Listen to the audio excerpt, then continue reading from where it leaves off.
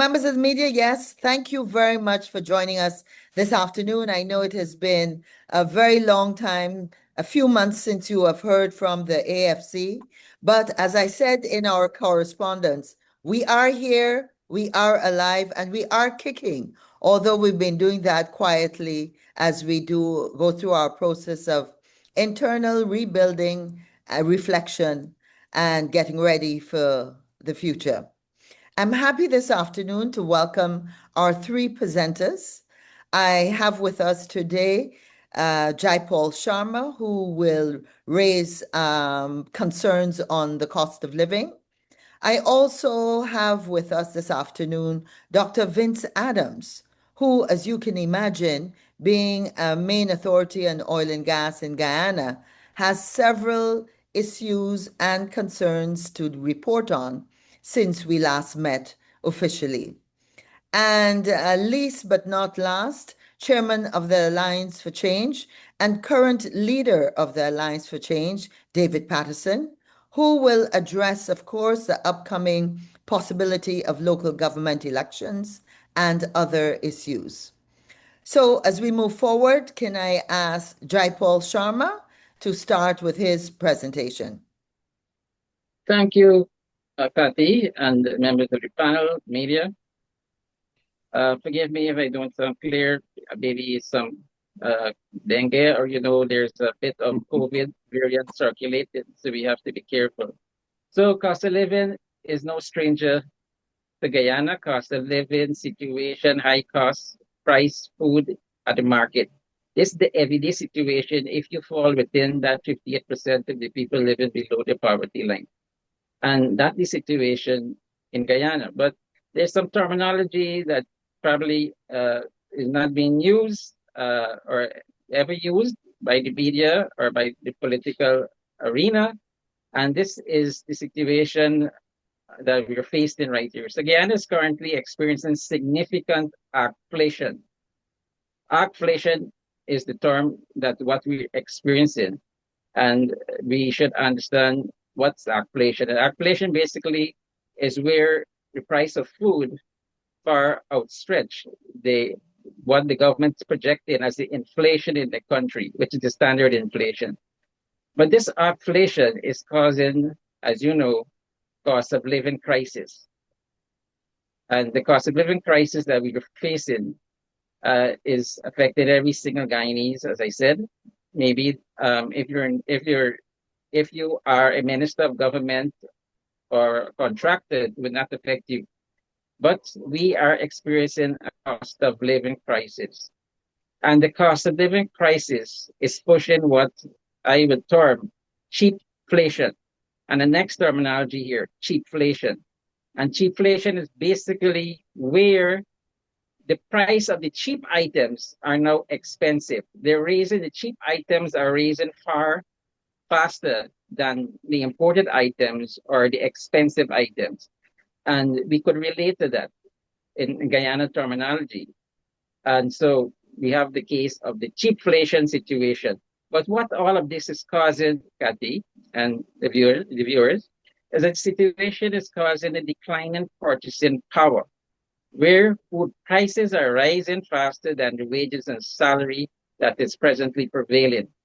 And Guyanese households are forced to cut back on the quality and quantity of food they are consuming. And this are affecting our brothers and sisters, Guyanese, that live in the rural and hinterland area. They are affected greatly by this situation. So maybe the reporters will want to expand on that and so on. But we are going through this crisis with a $1.558 trillion budget. And this is important. The government is not oblivious to the fact that Guyanese are facing this cost of living crisis. As a result of this, since 2022, this PVP Kieran administration, pumped billions of dollars in measures for cost of living. In 2022 alone, I believe they would have put in about $5 billion as cost of living measures. And in 2023, they put a $7 billion. 2024, they put a $9 billion. And 2025, they put a 9. And 2026, guess what? They put a 9 billion. But I've been out of the political arena for those years I mentioned. I never really heard that the members of parliament really, or the media, the fourth estate press, the government, and really they said this to say what exactly you did with these billions of dollars.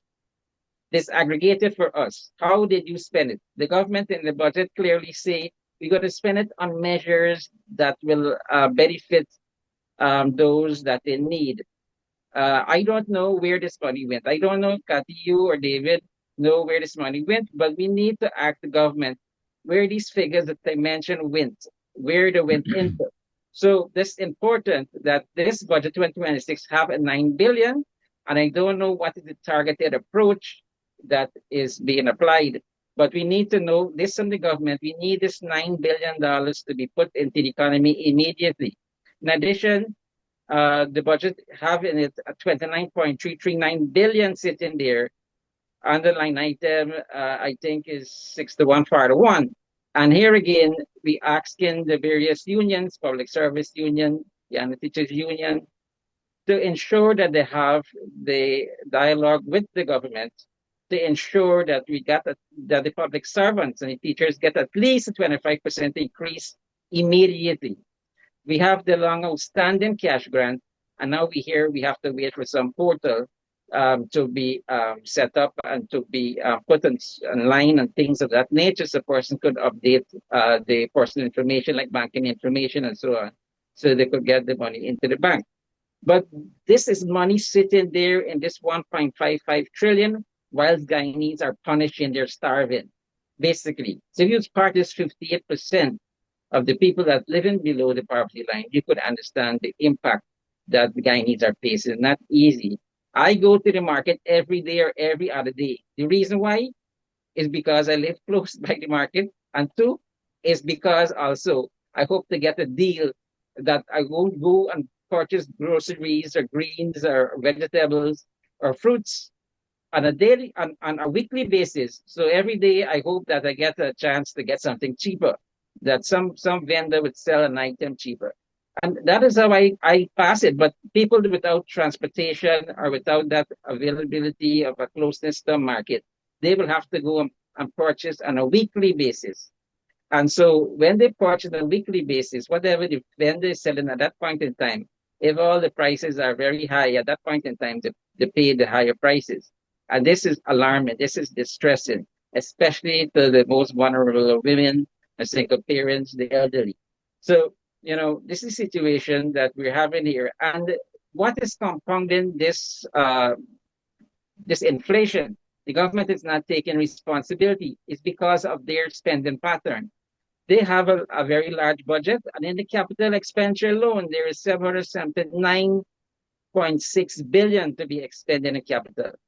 Now, when you start spending all of this money in the economy, and there's competition for the limited resources, I'm speaking indirectly to the food resources, with the number of visitors that are arriving in the country, and the government like to praise how many visitors coming in to our country, the hotels they're setting up, but they're not offsetting that with ensuring that the country have enough food, basic food, staples that the people could purchase at affordable means. Now, I'm indicating to this government and to the general public, Kathy, that this government, if they put in subsidies into the system, and indeed they're putting subsidies in the system, that they should exercise some form of price control or monitoring.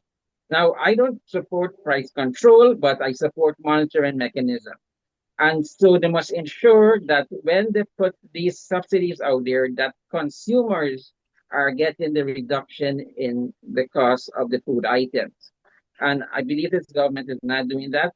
Every day I'm seeing that they're speaking about subsidies, a large budget, and money here, there, and everywhere. For instance, they reduced the excise tax on fuel to zero.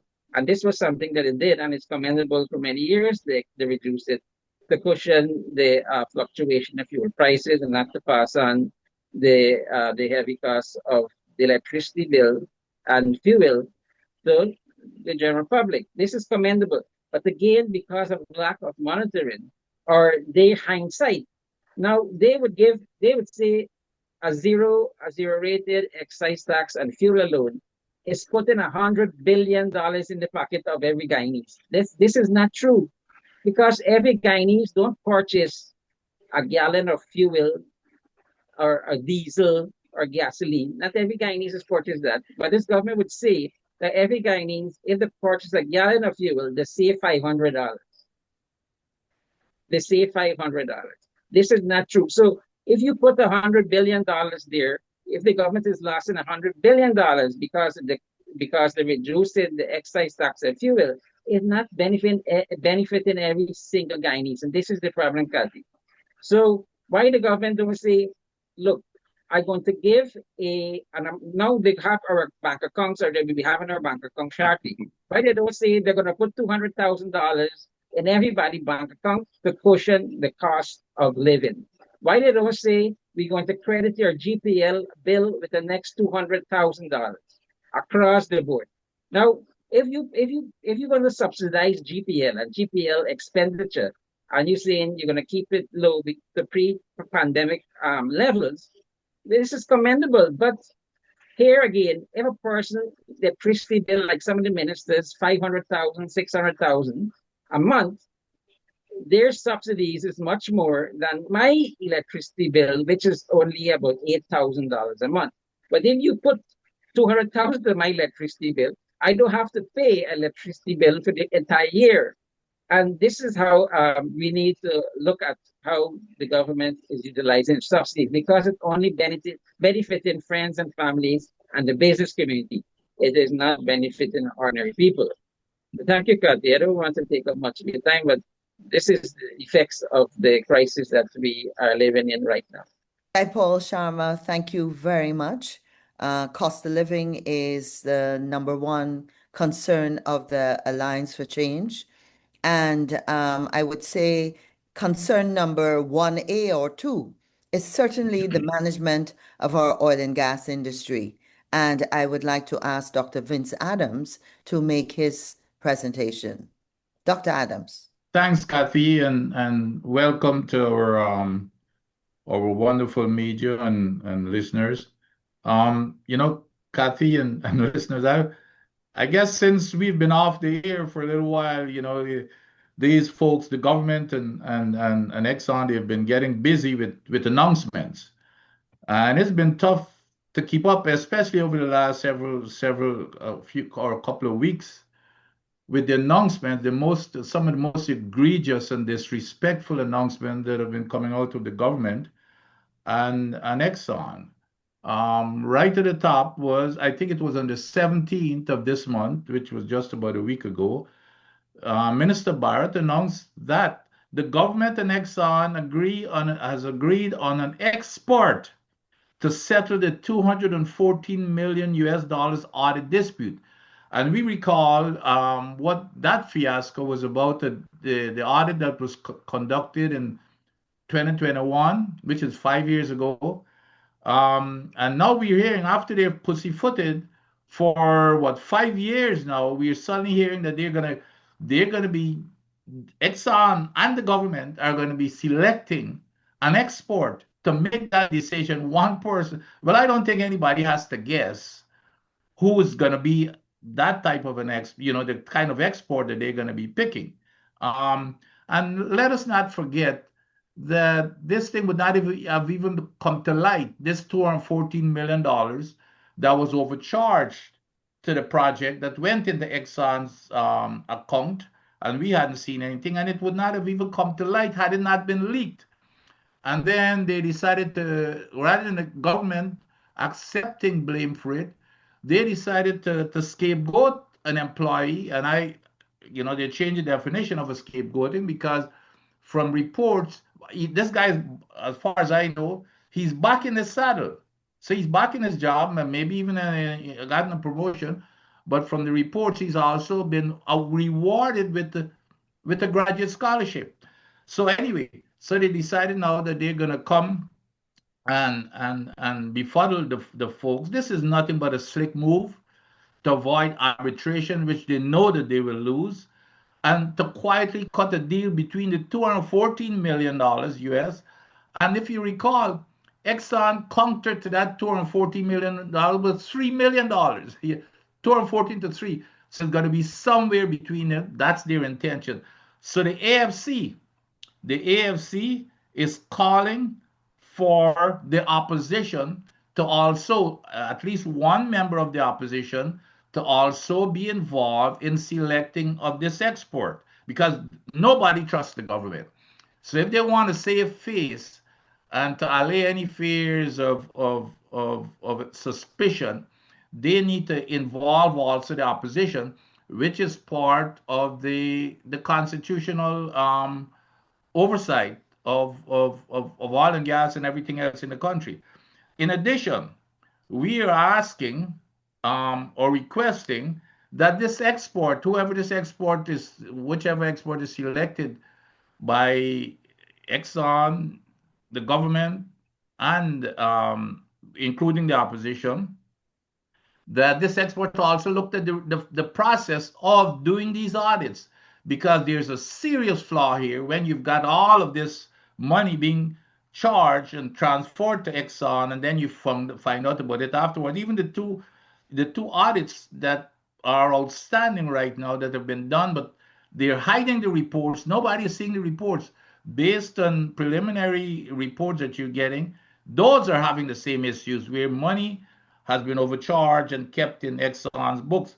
And by the way, just to let the public understand, this 214 is a minimal number because in any audit, you only do a very small percentage of sampling, maybe 5 to 10% of the entire all of the activities. So here it is that they're finding 214 million in the limited activity. So that's a small amount. And in effect, what has happened here this money went into Exxon's books or account.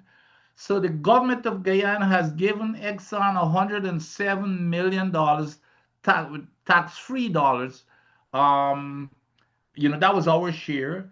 A tax-free loan for Exxon to do whatever they want to do, while we are going out and borrowing like drunken sailors with a hefty interest. So we're losing money while Exxon is gaining money from that 107 and $107 million, as we all know, could go a long way in a country that has 58% poverty and the highest child malnutrition rate in the entire region, even worse than Haiti.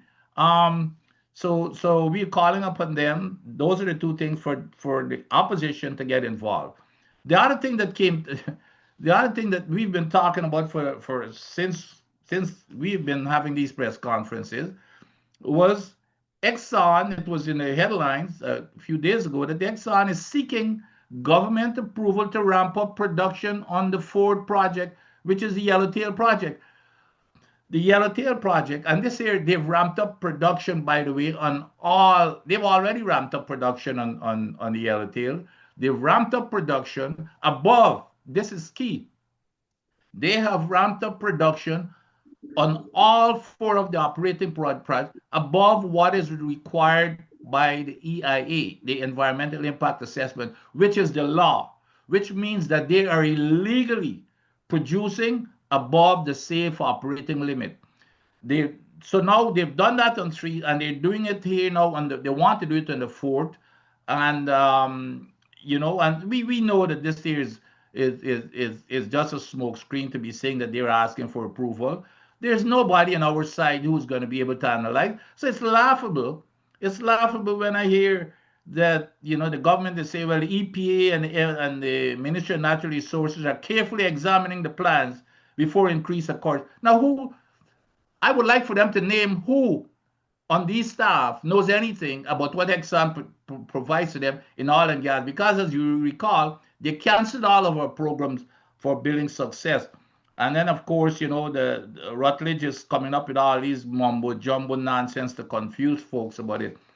But this here is dangerous, and it's reckless and lawless, because what you do when the EIA, after EIA does their studies and say this is a safe operating limit, if you exceeds that, that means you're putting everything in danger, because in the United States, for example, if they only think about going above the EIA limits, they will be shut down. As a matter of fact, when we were in government, we shut down Exxon for one of the same reasons when they were flaring. But as soon as we left, they've got the liberty from this government to go into this lawlessness, to putting the people in danger of financial bankruptcy and environmental catastrophe without, by the way, you remember they fought against the liability coverage to cover an oil spill by Exxon. They fought against that. So we don't have any of that. If something happens, we're in serious trouble. And then the other thing that I want to jump on quickly is the reserves, which is very important in this country. The reserve is the people's bank account. That is our account. What's below the ground is the people bank account, not the government. And we, especially in this forum, we've been calling what are the reserves. They're hiding the reserves. They continue to hide it. And then Rutgers came out with this absolute asinine statement to tell people, take his eyes past the Guyanese people to say, well, you could only have reserves when the investors sign off. Well, hell, they weren't signing off going way back when you were announcing after every discovery, you were announcing what the reserves update is. They have had 51 discoveries, 51, and we've not heard anything since April of 22, which means that's 4 years ago. So we are, and then of course, these reserves are also submitted in the quarterly report. So we're calling upon the government to release those quarterly reports. If you don't want to tell us what it is, release those quarterly reports and the field development plan for the people to know what the reserves are, because we're not getting this information. And by the way, lastly, when I hear the government, of course, the government officials are tying themselves out in like pretzels to parrot everything that Exxon says. Even when Hess says that the reserves are higher, the government comes out and follow Exxon. And then when Exxon says, well, no, I don't believe that, they jump back and follow Exxon. And then the government says, well, there's no reason why Exxon should withhold that data. Well, I've got a reason for you: decommissioning.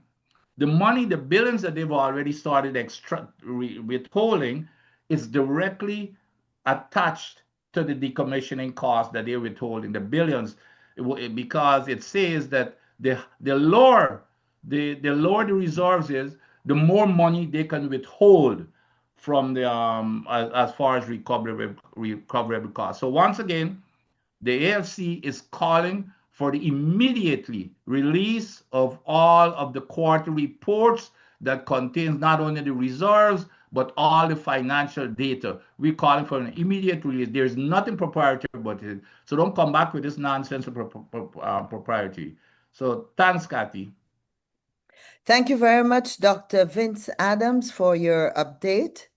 And I want to ask David Patterson, Chairman of the Alliance for Change and interim leader, to share his comments regarding local government and other issues. Thank you very much, Kathy, and thank you very much, members of the media. I just simply want to preface this by saying that we're glad to be back. I know there'll be several questions going on what we were doing, so which we will very willingly address any and all questions. But I have two quick statements here, and the first I'd like to make on GCOM. Over the last several months, the Alliance for Change has been conducting a series of internal SWOT analyses and consultation with our regional groups and diaspora chapters. One issue has constantly emerged as a major concern: the readiness of GCOM to conduct local government elections in 2026. The National Assembly approved more than $6.9 billion for GCOM's operations for the hosting of LGE 26. This budget was submitted without the involvement of the full commission and without the long requested reforms that were requested even before the last regional and general elections. Today, GCOM management structure is severely weakened. Critical positions remain vacant. The Deputy Chief Elections Officer, the Assistant Chief Election Officer, the Accountant, the Informational Technology Manager, the Legal Officer, and the Chief Security Officer.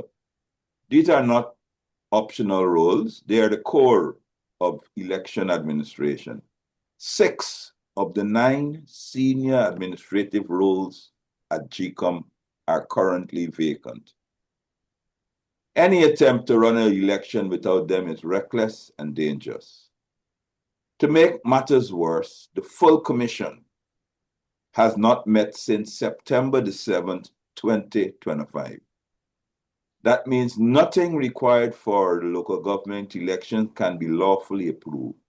Not the work plan, not nomination day, not the voters list, not the polling agents, not the recruitment of staff.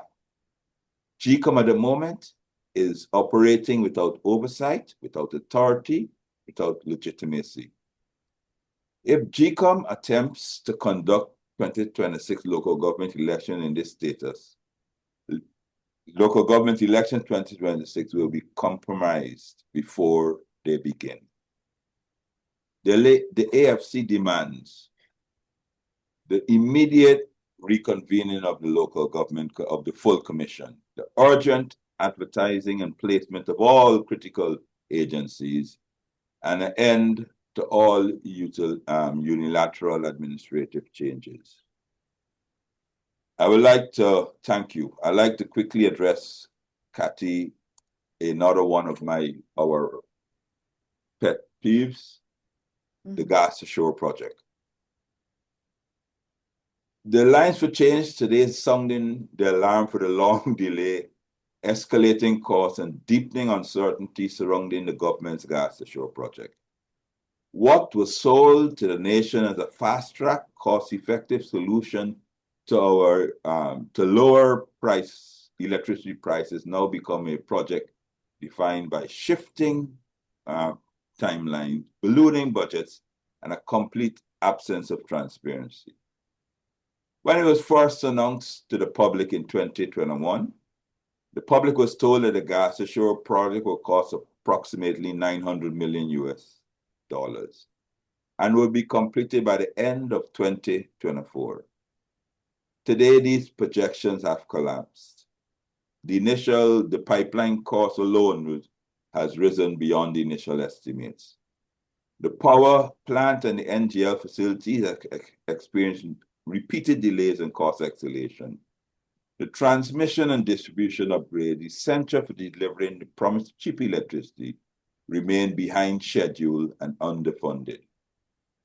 Despite these mounting costs, the government has not provided a realistic consolidated cost figure. Independent analysis now estimate the total project cost to have exceeded $3 billion and possibly more once all the associated infrastructure is included. When the PPP launched the Gas for Shore project in 2022, they justified this project based on the projection that the Guyana's projected peak demand would be 480 megawatts by the end of 2025. We as a party immediately challenged these projections as being unrealistic.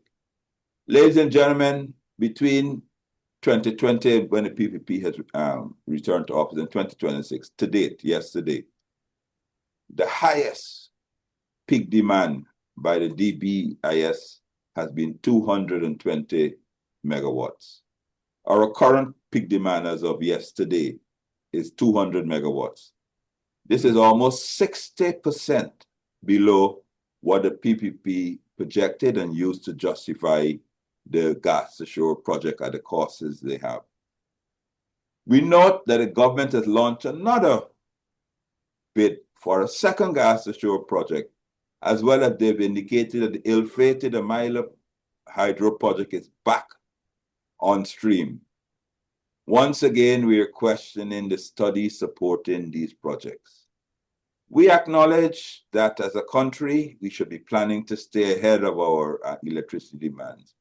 However, without a sound plan, the government continues to squander our resources. Adding to this already inflated project costs, and I think that the country keeps forgetting, the government decision to hire 2 power plants to compensate for the delays in the gas to shore project is a tremendous burden on the country. They have high rental costs, high fuel costs now, and the maintenance and operational charges are astronomical. As of today, the country is paying these 2 project power plants 187 million Guyana dollars per day. These costs were never part of the original gas to shore project, and yet they fall squarely on the back of taxpayers. The hiring of these ships is a direct consequence of the project's failure to meet its promised timelines and must be added to the true costs of the gas to shore project. The government's primary justification for the project was the promise of significantly lower electricity rates. But with capital costs rising sharply, timeline slipping, and now the added expense of power ship rentals, the AFC must ask the questions that the government refused to ask. What is the new projected cost per kilowatt? How will the electricity prices fall if the capital costs have nearly tripled? And will consumers be forced to absorb these overruns through higher tariffs or increased taxation? The truth is, the government can no longer credibly guarantee cheaper power, cheaper electricity, because the financial assumptions used to justify the project are now outdated and valid. Kathy, just allow me to say one quick thing on something that happened today before I go back to you. Please We go ahead. noted today that the government has gazetted several roads, I think 10 roads in Georgetown, removing these roads from under the purview of the Georgetown City Council and placing them under the Ministry of Public Works without explanation. And we are unsure if any consultation was held with the MCC on the effects of what has happened. While we investigate this matter, we will investigate and issue a fuller statement next week or at our next press conference. We wanted to highlight that all previous governments, including the PPP government, were very prudent in the past as to which roads would be declared public roads. They were generally restricted to the main access roads. The last time a road was gazetted as a public road, from my records in 2017, that was Water Street, which was during the parking meters saga. Declaring a road a public road will have a negative impact on the revenue streams of the Georgetown City Council. We will investigate this and make a fuller report shortly at our next press conference. Thank you very much, Kathy. Thank you very much, David Patterson. Thank you to all our presenters. I want to turn this section now over to members of the media to receive your questions and to provide some answers to those questions. Please go through the usual procedure of raising your hand, identifying yourself and the organization from which you come. Questions can be posed to any of the presenters or any AFC members on this press conference. So thank you.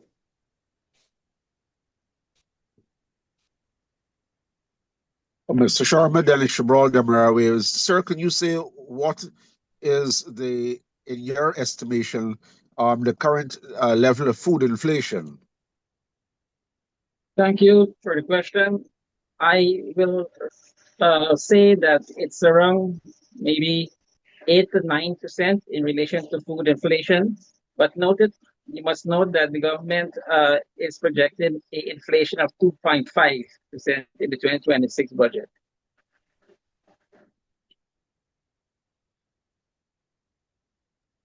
Any follow-up question, Dennis? If not, let me invite Davina Bhagat, then followed by Adam Harris. Good afternoon. This is Rihanna Ramsey, instead of Davina Bhagat. I have a question in relation to GCOM. I see you touched on the issues occurring at GCOM, but I wanted to know what's the AFC's position on the commissioners not stepping down, the opposition commissioners not stepping down and allowing the new opposition, the new main opposition, to appoint their own commissioners. Thank you very much, well, not Davina, whoever it is. That's one of very interesting question. And I preface it by saying this. In 2006, the Alliance for Change, I was one of the respondents, one of the plaintiffs, as well as the late Everett Franklin, took GCOM to court and won on a question of proportionality for representation for parties other than the two main opposition parties, which at the time was the PNC and the PPP. We took GCOM to court and we won. It went to the High Court. It was reported in the West Indian Law Review because it was a constitutional matter. We said at that time that the courts agreed that nothing in the Constitution could force anybody to fall under, at the time, the main opposition party.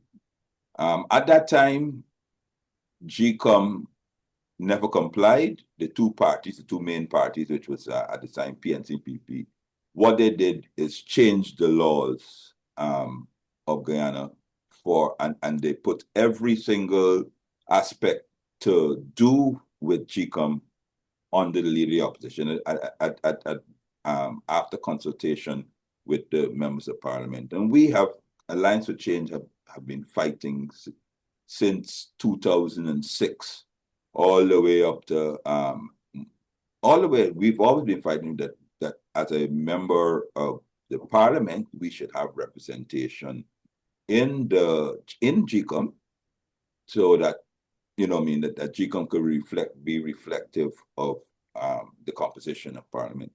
So in that light, while we recognize what the law says, we recognize that the leader of the opposition names the representative, and I could add before I even go further that under Desmond Hoyt, he allowed the WPA to name a member. I think first Jocelyn Dow and then after Robert Corbyn. So he recognized, he was magnanimous enough. So we have always been fighting the Alliance for Change that the parliament and GCOM should reflect what the parliament is comprising. So despite the law, we stand by that position whereby, that the GCOM should reflect what the parliamentary composition should be. And that is our position on that we do think that the commission should reflect at bare minimum a percentage the composition of the parliamentary opposition.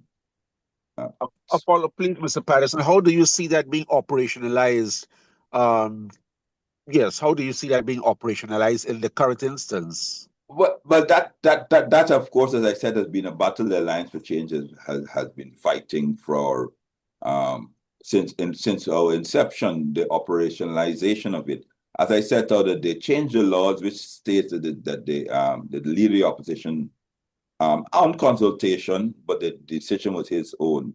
The interpretation, and there are two interpretations, of course. I see whether a commissioner is appointed for life and he can only demit by his own volition, That's a legal question. I think a lawyer can answer that. But we have always said, and that has been our position, that the GCOM should always reflect the parliamentary composition. We had fought, obviously, through several leaders of opposition, including former President Granger when he made his last appointment. We'd always made the case that, that the Alliance for Change, being the third party in the parliament, should have the opportunity to name it the person. And as persons passed away or resigned, every single time somebody passed away or resigned and there was a vacancy on the opposition side, we would have approached whoever the leader of the opposition was for a consideration. Unfortunately, we were unsuccessful, but we maintain that position that it should reflect the composition of the parliamentary opposition. I guess what I'm trying to get from you, Mr. Patterson, is whether you believe that for instance, the three current opposition commissioners should resign and make way for a new set of people to reflect the parliamentary composition. Do you? I'm not saying that all three should resign. I'm saying that the final composition should reflect the composition of the current parliament. However, that is worked out between all the parties, I can't say, but I do think that it should be reflective of the opposition components at the moment.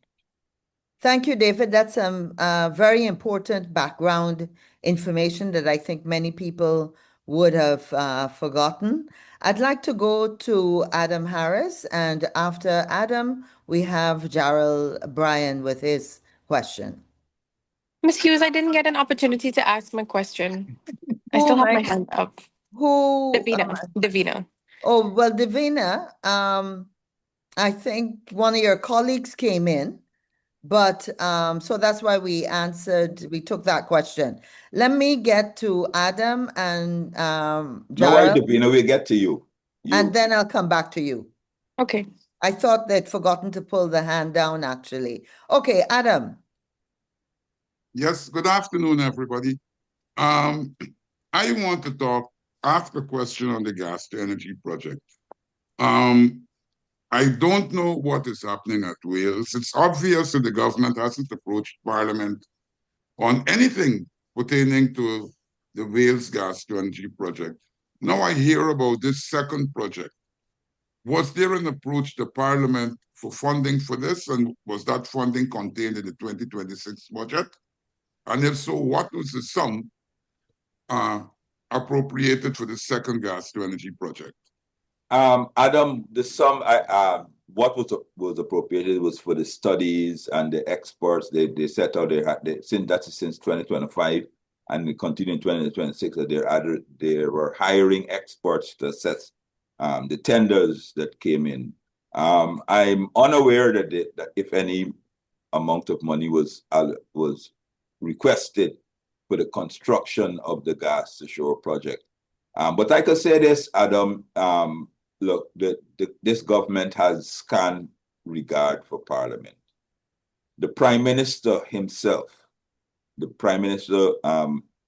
who likes to consider himself an honorable gentleman, has more than 3 times publicly on television in the Parliament committed to lay over all the documents concerning this project. This is like 3 separate years, and has never done it. So the questions you're asking, there'll be no transparency. They will do as they've done before, raid the contingency if they would like, and then obviously use their majority to ram it through Parliament. So there's nothing there at the moment, Adam, but that doesn't say that they wouldn't proceed as they normally do without any recourse to Parliament. And to add that, Adam, we've borrowed from the Exim Bank of the USA a $590 million US. Other than the photo op of the president of the Exim Bank coming to Guyana last year, early last year, and turning this on. There has not been a single update, not even in the budget 2026, on how we have spent this money and how we're spending this money, what status it is, what the repayments are. It's just there's a big hullabaloo that the Exim Bank from the US is lending us money, and there's been total news blackout on what's happening with the money so far. Sorry, a quick follow-up. So what is the stated final cost for the original gas to energy project? They have not stated it, but based on the public awards and the contracts, and so we're at we have calculated it to be 2.9 billion and counting. It's 2 years behind budget, and that's just the power plant. The natural gas plant is it's another 2 years. I mean, they're claiming they're finished this year. Half of it will be finished this year, but we're looking at 3 years and 3 times the budget, Adam. Adam, I just want to make an observation on this in terms of raising some of the AFC's concerns regarding the functioning of Parliament. We all know that it's now 6 months since the last general election, and up to now, the committees, the parliamentary committees, which bring a voice and accountability to the operations of government to the Parliament for scrutiny, those parliamentary committees have not been activated. So we literally have a Parliament where all we can see is that we have a speaker who travels extensively in the previous Parliament and in this Parliament and goes out of his way to ensure that as much as possible, we limit the voice of the people being activated within the Parliament structure. And here we're talking about members of Parliament from various political parties, opposition parties, being able to do the work they were democratically elected to do. It is interesting to note that after the parliamentary election in Barbados, in under 5 days, Barbados had their results, but most importantly, had their parliament functioning. And that just shows that when we talk about democratic systems, it's more than just going to a vote and choosing who wins and declaring a winner. Having added that, I want to invite Darrell Bryan. Kathy, could I quickly add something quickly? Sure, go ahead, Vin. Because there's something more fundamental than this that I think we tend to miss. And the fundamental reasons why we're here with this gas to energy project, it's because the government did not follow the rule of law for doing a feasibility study. And the feasibility study is in they always come up with the sanctity of contract.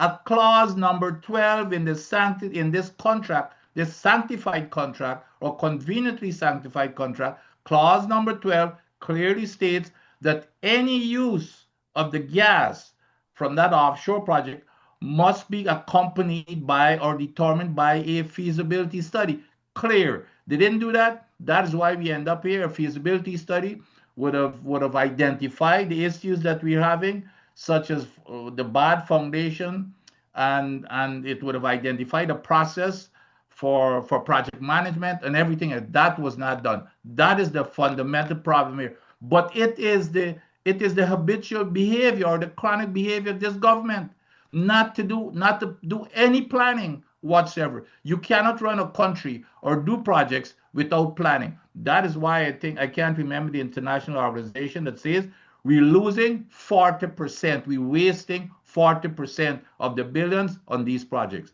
So I just wanted to put that in there. Thank you, Vince. Can I invite Darrell Bryan to raise his questions?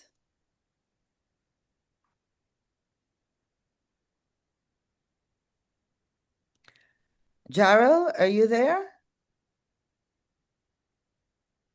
If not, I'll ask Davina to come Hi, in. can you hear me? I'm hearing you now. Yeah, sorry Go about that. I ahead. had some technical difficulties. Would you Gerald, identify which organization? yes, Gerald Bryan, NCN News. I have Okay. two questions. They're more on the political party side. As a party, is the AFC in preparation mode for the next LGE, bearing in mind your previously expressed concerns about GCOM's preparedness? And second question, how are relations with between AFC and WIN, which is the new main opposition party, considering, the tradition is a collaborative approach between the different opposition parties? Thank you, Kathy. If you don't mind, I can answer that. Gerald, Mr. Bryan, sorry. The reason why I raised the question on GCOM is because when going around with, as we've been quietly doing without much fanfare, as I said, having a SWOT analysis and those things like that, our party members have expressed a desire to contest in local government elections, but they've also very, very concerned that GCOM cannot conduct a credible elections, and that is why I've raised it. So therefore, obviously, we will be obviously looking very closely at the actions of GCOM. 6.9 billion Guyana dollars is no trivial sum. We understand that it's only, well, of course, the commission hasn't met. The commission hasn't been able to say how that money is spent. The commission haven't had an input to say any enhanced methods for verification. You know what I mean? The chairwoman had said how that biometrics is doable. However, was the time to implement it for the last elections was too short. The commission even haven't met to even discussed any interim measures about that. I mean, so we are very, very concerned about their ability to conduct elections, and the concern was raised by our members who are interested in competing in the next local government election. And your question on WIN, as all other political parties, APNU, FMG, ALP, and WIN, we remain members of the opposition, and that speak and coordinate whenever it's necessary, and that's it. There's no particularly unique overriding relationship with any of the opposition. We're all in opposition, and as members in opposition, we commit, the Alliance for Change committee, to whatever is necessary to bring benefit to the people of Guyana. Thank you, David. I want to go quickly to Davina. Thank you for your patience, Davina. Thank you, Davina with Kaichur. The AFC through Dr. Adams have consistently raised concerns about Exxon breaching the EIAs and the safety levels of the FPSOs. I wanted to know if the party plans to take this matter to court. It would be to me it would be an easy court case as far as I'm concerned, because it's clear law. The EIA is law. The EIA is tied to the the EPA Act. As a matter of fact, if you read the EPA Act, most of it is taken up by the whole entire process of the EIA and how you conduct EIA. Now, the thing here is the Vino. There's nothing wrong with going and doing, which is what they're saying. They're using this debottlenecking stuff is just to confuse and to confuddle people. Debottlenecking is no way in any lingo, no law or anything else, but they're using this debottlenecking stuff, which is basically to make adjustment to the system, the pipes, the valves, etc. When this project was designed, and the EIA went through all of this. It has a certain size of pipes, a certain material in those pipes, certain valves, pressures, temperatures. That is why an EIA takes sometimes years to complete, because you get exports from the public. And by the way, it goes out to the public for public comments. So you get expertise who would come in with the comments, and every single comment has to be addressed.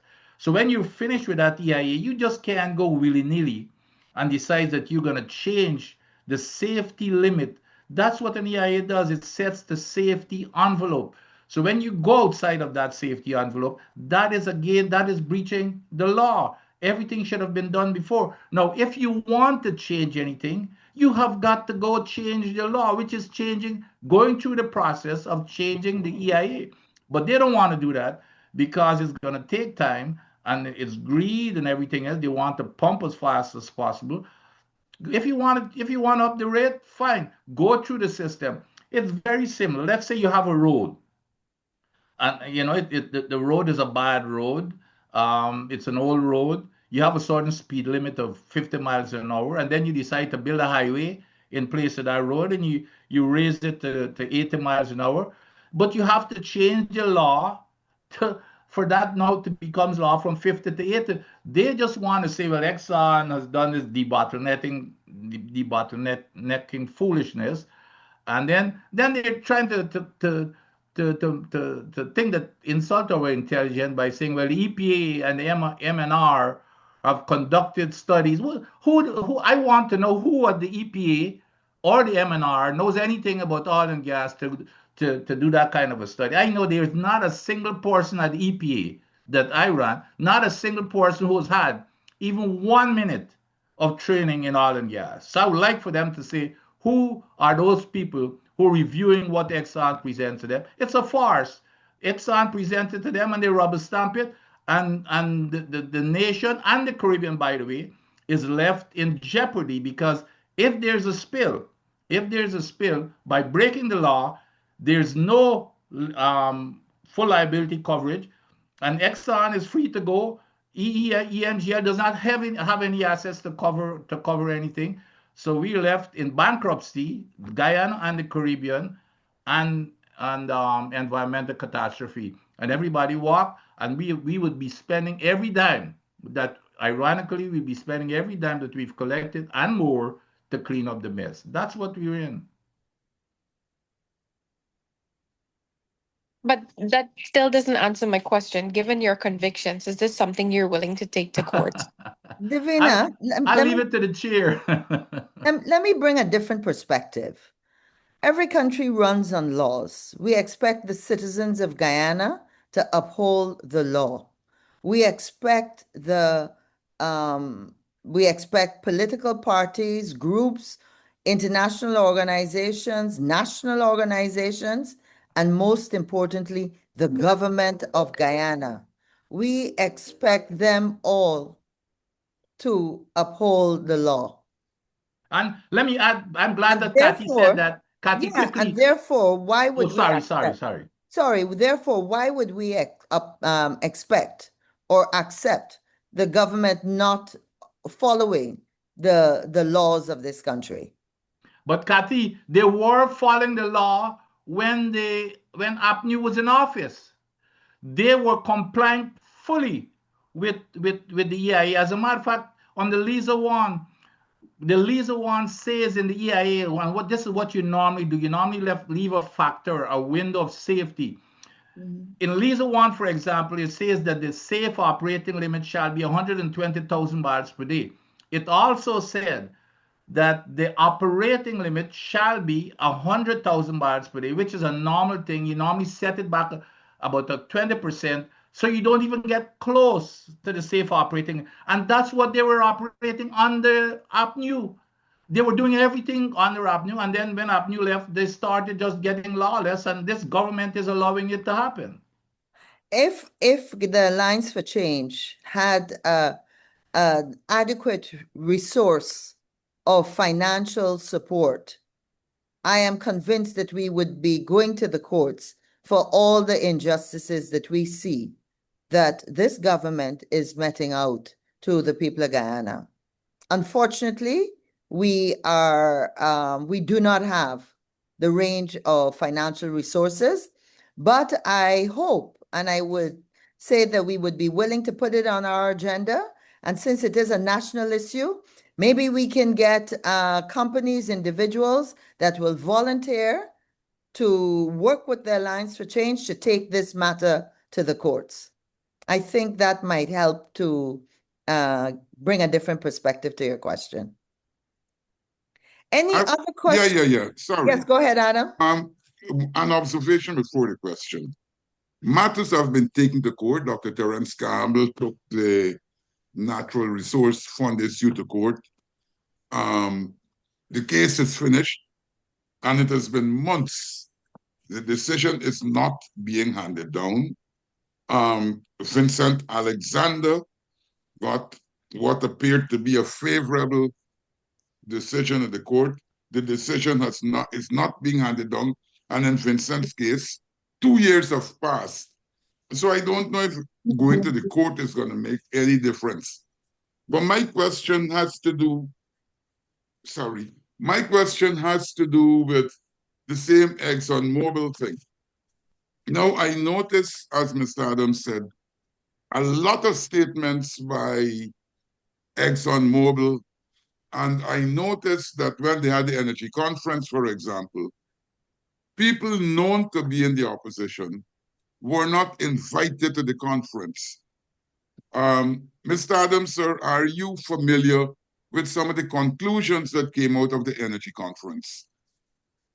Well, no, I don't think that all I read was in the newspapers, but I did write a letter, as you recall, with exactly saying with the same concerns that nobody from the opposition was even invited. And as you recall, a few years ago, when the question was asked of the government as to why the opposition are not invited, do you know what they said? That there was nobody qualified from the opposition to be invited. But no, I don't expect anything tangible coming out of the conference. And guess why, Adam? There wasn't anything tangible discussed at that conference. And I elaborated on it in my paper, in my letter, because if you look at it, I think they had like close to 100 foreigners on those panels. They didn't have anybody from the University of Guyana nor a politician. There was nothing on these committees that were substantial. And I don't know if you were there, but my understanding was that nobody in the audience was allowed to ask any questions. The panel that they put together, that they set up themselves, were asking themselves questions and answering the questions themselves. So that was a farce of a conference to start with. So I don't expect anything tangible to come out of it, and that's why. And they know it. This was just a show to check a box to say they had an international conference. This was a farce of a conference. Thank you. I could add that the very first oil and gas conference that came under the umbrella of the then APNU AFC government did have in the presentations three, at that time, three opposition members that were invited by the APNU AFC government to present papers, because any oil and gas conference should be seen as a national issue, and therefore we should be big enough to at least extend an invitation to our members of parliament, whether they be on the opposition side or the other side. Our perpetual immaturity, whereby we only invite government ministers and government members of parliament, just shows how low we have sunk as a country. May I invite our final questions? Are there any other questions that any of our reporters would like to ask? Davina, go right ahead, and this is going to be the last Go for question. it. Please. Oh, Okay, please. Adam. Davina and Adam. Davina and Adam. Davina, go ahead. Thank you. This is for either Dr. Adams or Mr. Patterson. Exxon has said Guyana could clear the cost bank by year end, given the high oil prices. But with an eight project pending approval and a ninth in the pipeline, what do you make of that statement? Sorry for I'll take laughing, that. Davina. Sorry. Vince, you go ahead first. Yes. Davina, let me tell you something. I wish I could describe this guy, but this here is just like I said before. This guy comes in here, and this is from day one. from the time he arrives, he's been disrespecting Guyanese people's intelligence. This here is an impossibility, Davina. When, if you, based upon the numbers, their own numbers, if you add up the investment capital cost for those 7 projects, it is 62 billion US dollars. So first of all, he's saying, well, it's only 5 billion left. That is absolute nonsense. That means that they would have to been paying a whole lot of money that nobody has ever seen. But you cannot. And by the way, Davino, by the way, here is where this guy is lying through his teeth. It was just a few months ago in New York, before oil prices ever started getting up. It was, I don't know, $60, $70 a barrel. He made the same exact statement at a meeting that he held with people in New York, that the cost will be paid off at the end of 2026. But then he realized that he's got to explain this again. And unfortunately for him, the oil prices starts coming up, and he said, well, they're going to do that because of oil prices. Even though he said before, without oil prices, that they were going to do it. This cannot happen. It cannot happen. If you run the numbers, it cannot happen. And especially like you said, with other, as long as there's no ring fencing, it cannot happen. And it's not only the 8 projects. You've got what, 3 more probably, or 2 more. And if you add the cost, it's going to get to close to 100 billion US dollars. So, it's a bunch of hot air. However, again, Davino, I hope that you folks in the media would start shouting from the rooftop to tell the government they need to publish. You and the entire public needs to see those quarterly reports that have all of this data as to how much money is coming in, how much is going towards capital costs, how much is going towards operation costs, how much profits each side is getting. That's the data that we need, that they're hiding. So I don't want to listen to Rutledge anymore with his lies. That's what I hope that's what you guys would be clamoring for from now on. Can I, Cathy, allow me to add something? I'm not going to go over what Vince is absolutely right. It's one of those things that they would say to placate the general public. But what I found most annoying with his statement, Davina, was that he is on one hand claiming that in 2027 or sometime shortly that the cost bank would be filled and they'd be fully repaying. Yet he looks you in the eye and looks and tells us, but he can't guarantee that the Guyana will be getting the 50-50 share. You know what I mean? As prescribed, the PSA is a legal document. They've been hiding behind sanctity of contract from day one. So they're, on one hand, they're saying to you, we can't touch this contract, it's the holy grail. But there's Rutledge saying to you that we'll be paying off our entire cost bank, if you believe him or not. I mean, I'm not, Vince explained, so it's unbelievable. But when we finish paying off this entire cost bank, according to him, there is no guarantee that he and his company will uphold the sanctity of the contract, which says when the cost oil has been recovered, it's a direct 50-50 split. He says, oh, well, he doesn't know what the split is going to be.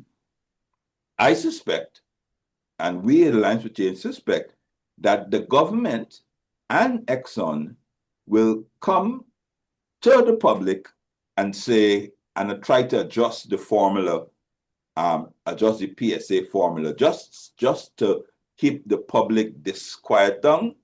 Instead of coming and saying that the split is now 50-50, they will come in some other minuscule adjustment. They will now get 70-30 or something, which is just pure smoke screens.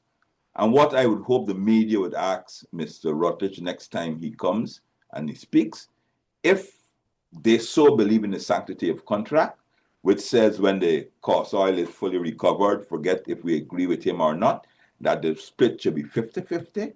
How is it him and his company are saying that they don't know, they're not guaranteeing us to have the 50-50, based on all the facts he himself is trying to the world is trying to pull over our eyes? That's the question you have to ask. Let me add quickly to just for a little bit of clarification. The 50-50 is also a fraud. I know, we know that. But yeah. those billboards that they have up Yeah. that say we're getting 52%, it's a fraud. So even if, let's say you get rid, it's an impossibility. If you get rid of the capital cost, you still have cost oil. All you're doing, remember, cost oil comprised of the 75% comprises of operation, which is the daily salaries, subcontracts, and it also has a capital cost. So if you remove the capital cost, you still have operating dollars, that the operating cost that will be there forever. And when I did some rough numbers, looking at the reports to the SEC, that operating number is 35%. So you're still going to have 35%. So when you remove 35% from 100, you're going to be left with 65%. And if you divide 65% in half, which is the 50%, we'll be getting 32.5% plus the 2.5%. The most we will be getting that is possible is 35% total, and no 50%. You're never going to get close to 50% because of the continued operating costs that you have to cover. So again, it's fraudulent. That billboard is fraudulent. And you should not be telling people 50%. It's impossible. We'll never get there. Thank you, gentlemen. Okay, Adam, over to you to close. Thank you. Mr. Patterson, you looked at peak energy demand for Guyana, and you said by the end of this year, it's going to be 220 megawatts, sir? No, what I've said, the highest ever peak energy demand in this country was 220, and that was between September, October of 2025.